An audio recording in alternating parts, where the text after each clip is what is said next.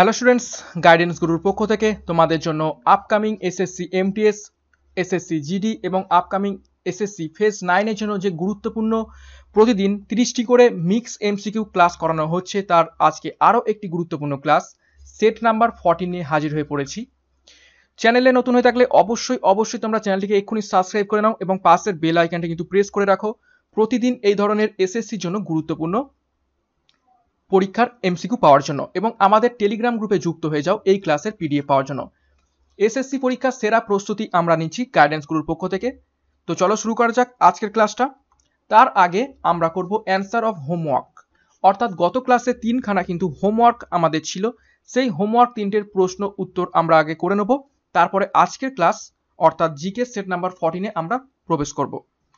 দেখো গত ক্লাসের হোমওয়ার্কের প্রথম প্রশ্নটা কি ছিল? Recently who has appointed as the Director General or DG of National Cadet Corps NCCর বর্তমান ডিরেক্টর জেনারেল হিসাবে কে নিযুক্ত হয়েছেন? তো গত ক্লাসের এই হোমওয়ার্কটার কোনটা সঠিক উত্তর হবে তোমরা প্রত্যেকে এখনই কমেন্ট বক্সে কমেন্ট করে ফেলো। কোনটা সঠিক উত্তর হবে? এনসিসির বর্তমান ডিরেক্টর জেনারেল হিসাবে কে নিযুক্ত হয়েছেন? Who has appointed as director general or DG of National Cadet Corps, খুবই গুরুত্বপূর্ণ প্রশ্ন এবছরের জন্য। তো প্রশ্ন নাম্বার 1 হোমওয়ার্কের সঠিক উত্তর হয়ে যাবে option C, Kuldeep Singh. Kuldeep Singh national cadet ক্রপসের বর্তমান ডিজি হিসাবে যুক্ত হয়েছেন। হোমওয়ার্কের দ্বিতীয় প্রশ্ন আমরা দেখব, হু has bin nominated as the global brand ambassador of master card? Master কার্ডের গ্লোবাল ব্র্যান্ড অ্যাম্বাসেডর হিসাবে কে নমিনেট হয়েছেন? প্রত্যেকে কমেন্ট বক্সে কমেন্ট করো কোনটা সঠিক উত্তর হবে নিচের অপশনগুলোর মধ্য থেকে। এটিও ভিভিআই প্রশ্ন এবং হোমওয়ার্কের দ্বিতীয় প্রশ্ন, প্রত্যেকে কমেন্ট করো কোনটা সঠিক উত্তর হবে এটার।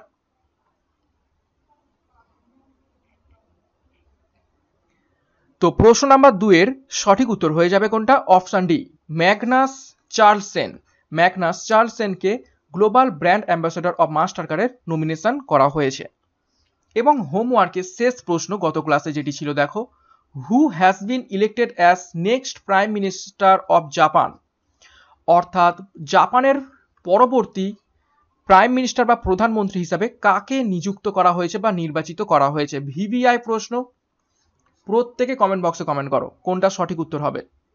খুবই গুরুত্বপূর্ণ প্রশ্ন আপকামিং এক্সামের জন্য। এবং হোমওয়ার্কের একটা তৃতীয় প্রশ্ন, who has been elected as next prime minister of Japan? তো প্রশ্ন নাম্বার 3 এর সঠিক উত্তর হয়ে যাবে option D, Fumio Kishida. Fumio Kishida জাপানের পরবর্তী প্রাইম মিনিস্টার হিসেবে নির্বাচিত হয়েছেন। তো আমরা এই 3টে হোমওয়ার্ক, গত ক্লাসের হোমওয়ার্ক ছিল সেগুলোর উত্তরগুলো আমরা দেখে নিলাম। এবার আমরা প্রবেশ করব আজকের ক্লাস জিকে সেট নাম্বার 14। তো জিকে সেট নাম্বার 14 এর কি কি প্রশ্ন আজকের ক্লাসের মধ্য থেকে 30টা রয়েছে দেখে নেওয়া যাক। তো আজকের ক্লাসের প্রথম প্রশ্নটি দেখো, হু টুক দ্য টাইটেল ভাতাপি কোন্ডা? ইতিহাসের মধ্য থেকে প্রশ্নটি আমরা প্রথমে ইতিহাস, তারপর জিওগ্রাফি, তারপর পলিটি, তারপর ইকোনমিক্স, তারপর সায়েন্স, তারপর কারেন্ট অ্যাফেয়ার্স করব। অর্থাৎ প্রতিটা সাবজেক্ট কিন্তু আমরা কভার আপ চেষ্টা করব প্রতিটা সেটের মাধ্যমে। ওকে, তো দেখো, হু টুক দ্য টাইটেল ভাতাপি কোন্ডা? নিচের কোন রাজা বাতাপি কোন্ডা এই উপাধিটা নিয়েছিলেন? খুবই গুরুত্বপূর্ণ প্রশ্ন, কোনটা সঠিক উত্তর হবে প্রত্যেকে কমেন্ট বক্সে কমেন্ট করো।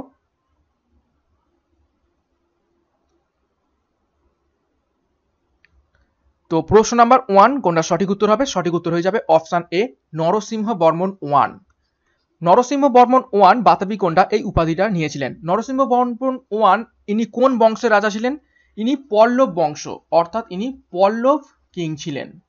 ওকে, নেক্সট প্রশ্ন number 2, which rock edict gives information about Ashoka's conversion to Buddhism?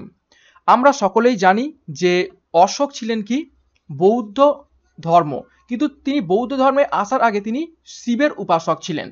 তো কোন রক এডিক্ট বা পাথরে খোদাই থেকে আমরা জানতে পারি, বা কোন ইনস্ক্রিপশন থেকে বা লিপি থেকে আমরা জানতে পারি যে অশোক বুদ্ধ ধর্মে রূপান্তরিত হয়েছেন বা বুদ্ধ ধর্মে কনভার্ট হয়েছেন? খুবই গুরুত্বপূর্ণ প্রশ্ন এটি, প্রত্যেকে কমেন্ট বক্সে কমেন্ট করো। এবং এটাও জানতে পারি অশোকের বিখ্যাত সেই যুদ্ধ কলিঙ্গ যুদ্ধ, সেই যুদ্ধের পর থেকে অশোক মানে শিবের উপাসনা ছেড়ে বৌদ্ধ ধর্মে পরিবর্তিত হয়ে যান। তো প্রশ্ন নাম্বার 2 সঠিক উত্তর হয়ে যাবে অপশন এ, ভব্রু রক এডিক্ট। ভব্রু শিলালিপিতে আমরা জানতে পারি যে অশোক বৌদ্ধ ধর্ম গ্রহণ করেছিলেন এবং যে কলিঙ্গ যুদ্ধটা হয়েছিল সেটা হয়েছিল 261 খ্রিস্টপূর্বাব্দে হয়েছিল কলিঙ্গ ওয়ার। প্রশ্ন number 3, who called Subhash Chandra Bose as Deshnayak. নিচের কোন জন সুভাষ চন্দ্র বসুকে দেশ নায়ক নামে ডেকেছিল? ভিভিআই প্রশ্ন। Who called Subhash Chandra Bose as Deshnayak. Subhash Chandra বসুকে দেশনায়ক এই উপাধিটা নিচের কোন ব্যক্তি দিয়েছিলেন? প্রত্যেকে কমেন্ট বক্সে কমেন্ট করো কোনটা সঠিক উত্তর হবে।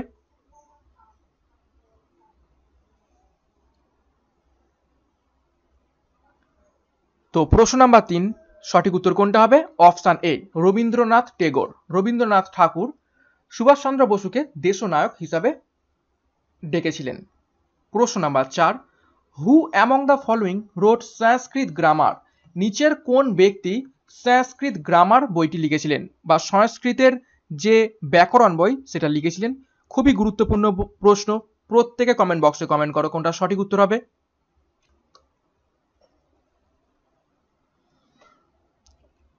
তো প্রশ্ন নাম্বার 4 কোনটা সঠিক উত্তর হবে মিলিয়ে নাও। Option C, Panini. Panini Sanskrit grammar বা সংস্কৃতের ব্যাকরণ বইটি লিখেছিলেন এবং বইটির নাম কি? বইটার নাম হলো অষ্টাধ্যায়ী। ঠিক আছে, অষ্টাধ্যায়ী। খুবই গুরুত্বপূর্ণ বই এবং খুবই গুরুত্বপূর্ণ প্রশ্ন, বহুবার পরীক্ষায় এসেছে এই প্রশ্নটি। প্রশ্ন নাম্বার 5, ইন বুদ্ধিজম অর্থাৎ বৌদ্ধ ধর্মে হোয়াট ডাজ পাতিমোক্ষা স্ট্যান্ডস ফর। বৌদ্ধ ধর্মে এই পাতিমোক্ষা কথাটি কি মিন করে? এই প্রশ্নটা এসএসসিতে এসেছে, রেলেও এসেছে। প্রত্যেকে কমেন্ট বক্সে কমেন্ট করো কোনটা সঠিক উত্তর হবে।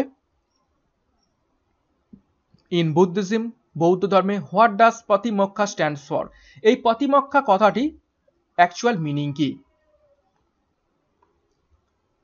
তো প্রশ্ন নাম্বার 5 কোনটা সঠিক উত্তর হবে? সঠিক উত্তর হয়ে যাবে option C, the rules of Sangha. বৌদ্ধ সংঘের যে আইনগুলো ছিল সেটাকেই বলা হয় প্রতিমোক্ষা। প্রশ্ন number 6, which of the following battles marked the real beginning of Mughal empire in India. VVI প্রশ্ন, খুবই গুরুত্বপূর্ণ প্রশ্ন, প্রত্যেকে কমেন্ট বক্সে কমেন্ট করো কি বলা হচ্ছে। Which of the following battle, নিচের কোন যুদ্ধটা mark the real beginning of Mughal empire, অর্থাৎ মুঘল সাম্রাজ্যের রিয়েল অর্থাৎ আসল শুরুটা হয়েছিল নিচের কোন যুদ্ধের মাধ্যমে? প্রত্যেকে কমেন্ট বক্সে কমেন্ট করো কোনটা সঠিক উত্তর হবে। প্রশ্নটা কিন্তু ট্রিকি প্রশ্ন, এখানে একটা শব্দ ঢুকিয়ে দিয়েছে রিয়েল বিগিনিং। রিয়েল বিগিনিং কোন যুদ্ধের মাধ্যমে হয়েছিল? তো সঠিক উত্তর হয়ে যাবে option D, second battle of Panipat, যেটি হয়েছিল 1556 সালে। কেন এটা রিয়েল বিগিনিং বলা হচ্ছে? কেননা হুমায়ুন মুঘল সাম্রাজ্য কিন্তু তার হাত ছাড়া করে ফেলেছিল শের শাহের কাছে। তো ফার্স্ট ব্যাটেলে বাবর জিতলেও তারপরে কিন্তু মুঘল সাম্রাজ্যটা কিন্তু হারিয়ে ফেলেছিল হুমায়ুন।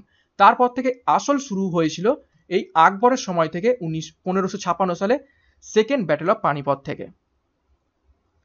নেক্সট প্রশ্ন number 7, who had observed that good government was never a good substitute for self government. নিচের কোন ব্যক্তি এটা লক্ষ্য করেছিলেন যে good government was never a substitute for good self government? প্রত্যেকে কমেন্ট বক্সে কমেন্ট করো কোনটা সঠিক উত্তর হবে। তো প্রশ্ন নাম্বার 7 সঠিক উত্তর হয়ে যাবে option C, Swami Dayananda Saraswati. Okay, next প্রশ্ন number 8, the slogan in national emblem Satyameva Jayate has been taken from following scripture, অর্থাৎ নিচের কোন স্ক্রিপচার থেকে বা কোন প্রাচীন গ্রন্থ থেকে আমাদের ন্যাশনাল যে স্লোগান রয়েছে সত্যমেভ জয়তে এই কথাটা নেওয়া হয়েছে? খুবই গুরুত্বপূর্ণ, বহুবার প্রশ্নটা এসেছে এসএসসিতে, বহুবার এসেছে এসএসসি প্রায় সিজিএল সিএইচএসএল এমটিএস তিনটেতেই এসেছে। তো প্রত্যেকে তোমরা কমেন্ট বক্সে কমেন্ট করো কোনটা সঠিক উত্তর হবে। সত্যমেবে জয়তে এই ন্যাশনাল স্লোগানটা নিচের কোন বিখ্যাত গ্রন্থ থেকে নেওয়া হয়েছে? তো প্রশ্ন নাম্বার 8-এর সঠিক উত্তর হয়ে যাবে option B, the Mundaka Upanishad. Mundaka Upanishad থেকে এটা নেওয়া হয়েছে। প্রশ্ন number 9, the famous battle of Takkolam of South India was fought between, অর্থাৎ বিখ্যাত যুদ্ধ তাক্কোলামের যুদ্ধ যেটা দক্ষিণ ভারতে সংঘটিত হয়েছিল, সেটা দক্ষিণ ভারতের কোন দুটি রাজার মধ্যে হয়েছিল? ভিভিআই প্রশ্ন এটি, এটা এসএসসির বিগত বছরের প্রশ্ন। প্রত্যেকে কমেন্ট বক্সে কমেন্ট করো কোনটা সঠিক উত্তর হবে। তাক্কোলামের যুদ্ধ দক্ষিণ ভারতের কোন দুই বিখ্যাত রাজার মধ্যে হয়েছিল বা কোন দুই বিখ্যাত রাজবংশের মধ্যে হয়েছিল? প্রত্যেকে কমেন্ট বক্সে কমেন্ট করো।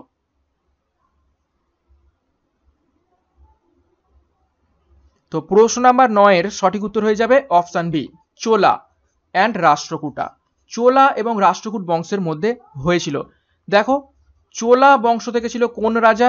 রাজা ছিলেন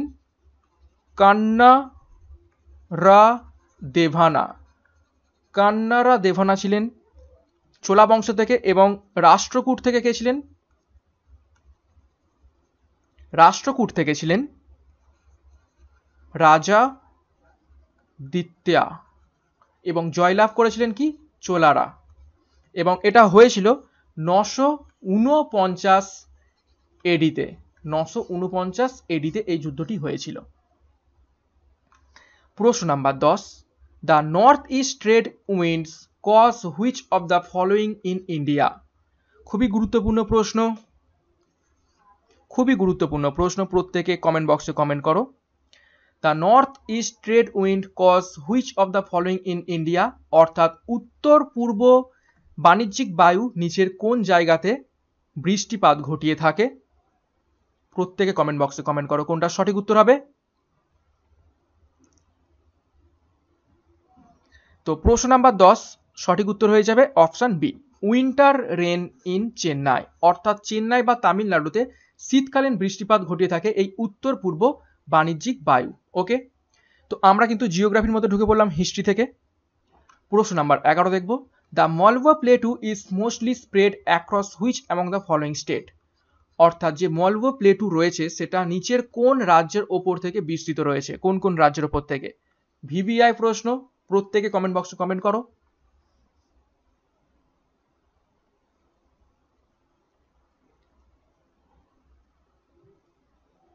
তো প্রশ্ন নাম্বার 11-র সঠিক উত্তর হয়ে যাবে অপশন এ, মধ্যপ্রদেশ, গুজরাট এবং রাজস্থান এই তিনটে রাজ্যের ওপরে বিস্তৃত রয়েছে এই মালওয়া প্লেটু। প্রশ্ন number 22, what is India's global rank in sugar production. Sugar প্রোডাকশনে ভারতের র্যাঙ্ক পৃথিবীতে কত নম্বর স্থানে রয়েছে? খুবই গুরুত্বপূর্ণ প্রশ্ন, এটা ভূগোলের মধ্য থেকে। প্রত্যেকে কমেন্ট বক্সে কমেন্ট করো। সুগার প্রোডাকশনে ভারতের র্যাঙ্ক কততম স্থানে রয়েছে পৃথিবীতে? তো প্রশ্ন নাম্বার 12-র সঠিক উত্তর হয়ে যাবে অপশন বি, সেকেন্ড, দ্বিতীয় পজিশনে রয়েছে। এবং ভারতের মধ্যে ইউপি অর্থাৎ উত্তরপ্রদেশ রয়েছে ফার্স্ট পজিশনে রাজ্যগুলোর মধ্য থেকে। প্রশ্ন number 13, Pagladia dam project is located in which state. Pagladia dam প্রজেক্টটা নিচের কোন রাজ্যে অবস্থিত রয়েছে? খুবই গুরুত্বপূর্ণ প্রশ্ন, প্রত্যেকে কমেন্ট বক্সে কমেন্ট করো। Pagladia dam project is located in which state?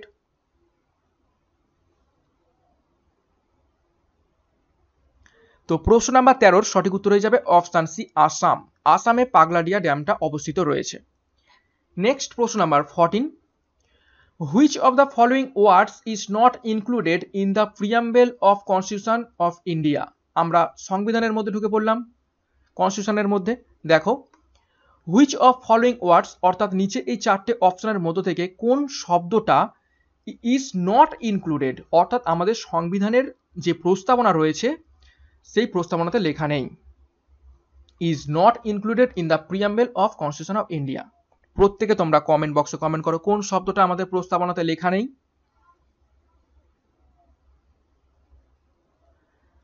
তো প্রশ্ন নাম্বার 14 সঠিক উত্তর হয়ে যাবে, মিলিয়ে নাও, অপশন সি, স্যাংসিটি। এই স্যাংসিটি শব্দটা কিন্তু আমাদের প্রিয়াম্বেলে লেখা নেই। বাদবাকি ইকুয়ালিটি, লিবার্টি এবং জাস্টিস এই তিনটে শব্দ আমাদের প্রিয়াম্বেল অর্থাৎ প্রস্তাবনাতে যুক্ত রয়েছে। প্রশ্ন number 5, which part of Indian constitution deals with its amendment, অর্থাৎ সংবিধানের কোন অধ্যায় বা কোন পার্টটা সংবিধান সংশোধনীর ব্যাপারে সম্পর্কিত। প্রত্যেকে কমেন্ট বক্সে কমেন্ট করো, ভিভিআই প্রশ্ন এটি।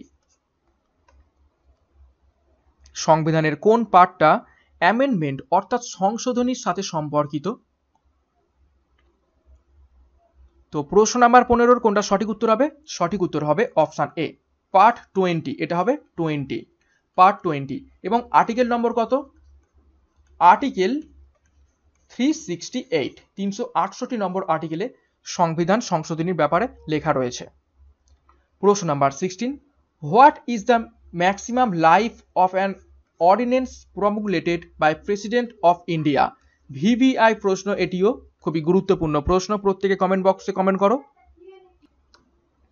কি বলছে? What is the maximum life of ordinance promulgated by President of India, অর্থাৎ ভারতের রাষ্ট্রপতির দ্বারা জারি করা অর্ডিন্যান্স প্রমুলেটেড হচ্ছে সবথেকে ম্যাক্সিমাম অধ্যায় কতটা? তো প্রশ্ন নাম্বার 16 সঠিক উত্তর হয়ে যাবে অপশন বি, 7.5 মান্থস, 7.5 মাস। প্রশ্ন number 17, which of the following rates is used by banks in India as a reference to price the rupee loans and advances? ইকোনমিক্সের মধ্যে ঢুকে বললাম, ভিভিআই প্রশ্ন এটি।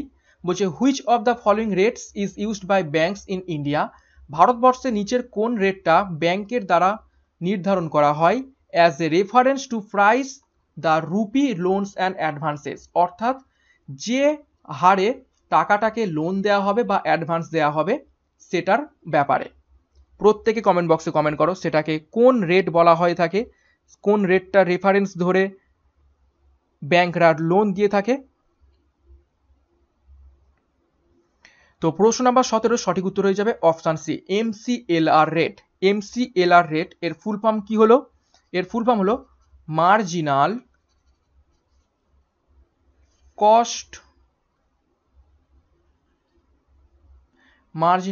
Cost of fund based lending. Okay, এবং শেষে রেট।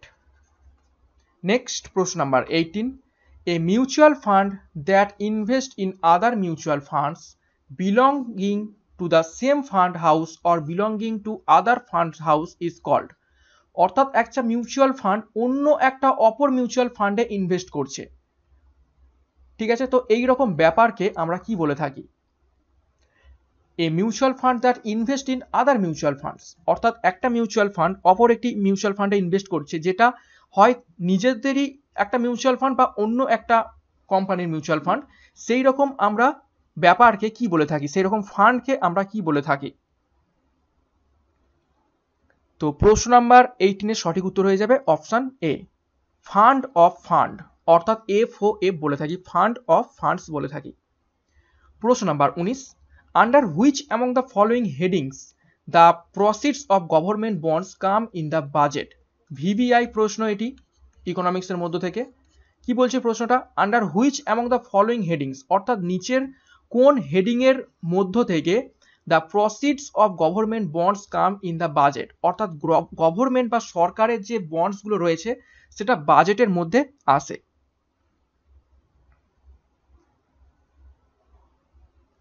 তো প্রশ্ন নাম্বার 19 কোনটা সঠিক উত্তর হবে মিলিয়ে নাও। সঠিক উত্তর হবে option C, capital receipts. Capital receipts হয়ে যাবে সঠিক উত্তর। ক্যাপিটাল রিসিপ্টস এই হেডিং এর আন্ডারে সরকারের যে বন্ডগুলো রয়েছে সেগুলো বাজেটের মধ্যে চলে আসে। এবার আমরা সায়েন্সের মধ্যে ঢুকে পড়লাম। দেখো, an air bubble in water will acts like a, অর্থাৎ জলের মধ্যে অবস্থিত একটা বাতাসের বুদবুদ নিচের কি হিসাবে কাজ করে থাকে? খুবই গুরুত্বপূর্ণ প্রশ্ন। An air bubble in water will act like a, একটা বাতাসের বুদবুদ একটা জলের ভিতর কি হিসাবে কাজ করে? তো সঠিক উত্তর হয়ে যাবে option C, concave lens. Concave lens বা অবতল লেন্স হিসাবে কাজ করে থাকে। প্রশ্ন number 21, the purpose of choke in tubelight is, টিউবলাইটে যে চোখটা থাকে সেই চোখটার পারপাস অর্থাৎ গুরুত্ব নিচের কোনটি? প্রত্যেকে কমেন্ট বক্সে কমেন্ট করো কোনটা সঠিক উত্তর হবে।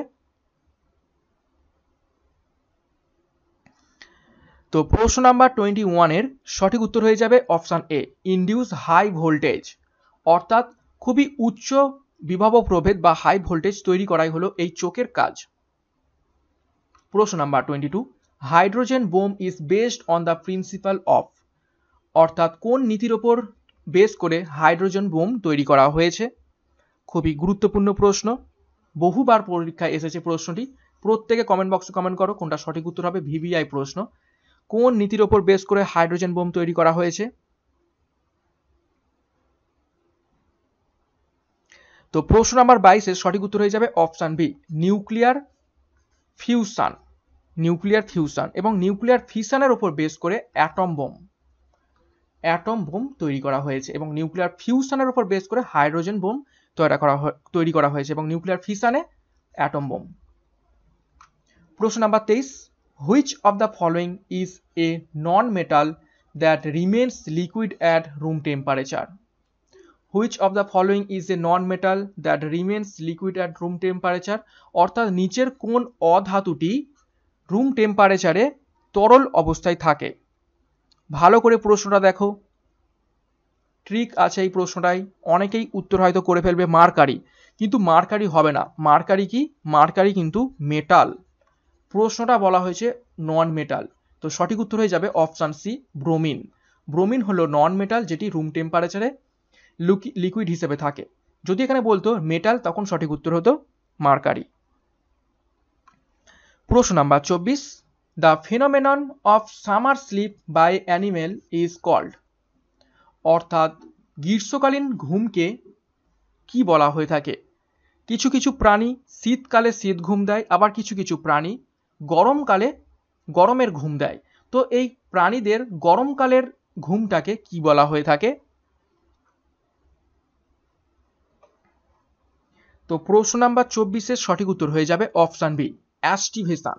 অ্যাস্টিভেশন হলো সামার স্লিপ এবং হিবারনেশন হলো এটা হলো উইন্টার স্লিপ। ওকে, নেক্সট প্রশ্ন number 25, the hormone that helps in parthenocarpy. পার্থেনোকার্পিতে কোন হরমোন সাহায্য করে। পার্থেনোকার্পি মিন্স কি?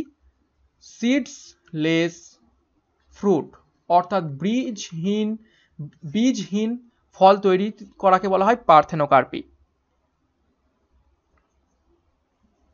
তো পার্থেনোকার্পিতে সাহায্য করে থাকে অপশন বি, জিব্বেরেলিন হরমোনটি। ওকে, পার্থেনোকার্পি বা সিডলেস ফ্রুট, বীজবিহীন ফল তৈরি করতে আমাদের জিব্বেরেলিন এই হরমোনটি সাহায্য করে থাকে। এখন আমরা কিছু গুরুত্বপূর্ণ কারেন্ট অ্যাফেয়ার্স দেখে নেব। Who is going to hold the post of new chief minister of Uttarakhand, অর্থাৎ উত্তরাখণ্ডের নতুন মুখ্যমন্ত্রী হিসাবে কে যুক্ত হয়েছেন। প্রত্যেকে কমেন্ট বক্সে কমেন্ট করো কোনটা সঠিক উত্তর হবে। ভিভিআই প্রশ্ন।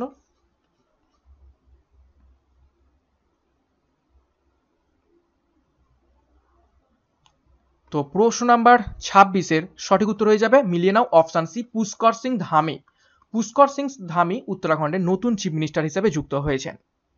প্রশ্ন number 27, Moirang, the 12th district of which state of India has been formed. Moirang হলো 12তম জেলা নিচের কোন রাজ্যের। মোইরাং ভারতের কোন রাজ্যের 12তম জেলা হিসাবে গঠিত হয়েছে। প্রত্যেকে কমেন্ট বক্সে কমেন্ট করো কোনটা সঠিক উত্তর হবে। ভিভিআই। তো প্রশ্ন নাম্বার 27 এর কোনটা সঠিক উত্তর হবে মিলিয়ে নাও, অপশন বি, মেঘালয়া। মেঘালয়ার 12তম জেলা হিসেবে গঠিত হয়েছে এই মোইরাং জেলাটি। ওকে, নেক্সট প্রশ্ন number 28, which mobile app has been launched by government of India for fisheries. VVI প্রশ্ন, এটা অলরেডি দু একটা পরীক্ষায় এসে গিয়েছে। ভারত সরকার কোন মোবাইল অ্যাপটি মৎস্য চাষীদের জন্য লঞ্চ করেছে। খুবই গুরুত্বপূর্ণ প্রশ্ন, প্রত্যেকে কমেন্ট বক্সে কমেন্ট করো। Which mobile app has been launched by Government of India for Fisheries? তো কোনটা সঠিক উত্তর হবে মিলিয়ে নাও, অপশন ডি, ফিশ সেতু। ফিশ সেতু নামক মোবাইল অ্যাপটি ভারত সরকার লঞ্চ করেছে। প্রশ্ন number 29, which country has who declared malaria free? অর্থাৎ হু বা WHO কোন দেশকে ম্যালেরিয়া মুক্ত ঘোষণা করেছে? প্রত্যেকে কমেন্ট বক্সে কমেন্ট করো কোনটা সঠিক উত্তর হবে। Which country has who declared malaria free? নিচের কোন দেশটিকে WHO ম্যালেরিয়া মুক্ত ঘোষণা করেছে? তো প্রশ্ন নাম্বার 29-এর সঠিক উত্তর হয়ে যাবে অপশন বি, চায়না। এবং আজকের ক্লাস অর্থাৎ জিকে সেট নাম্বার 14-এর শেষ প্রশ্নটা দেখব, প্রশ্ন number 30। Who won the women's speed chess championship 2021 title? নিচের কোন মহিলা ওমেন্স স্পিড চ্যাম্পিয়নশিপ 2021-এর খেতাব জিতেছেন? খুবই গুরুত্বপূর্ণ প্রশ্ন, VVI. Who won women's speed chess championship 2021?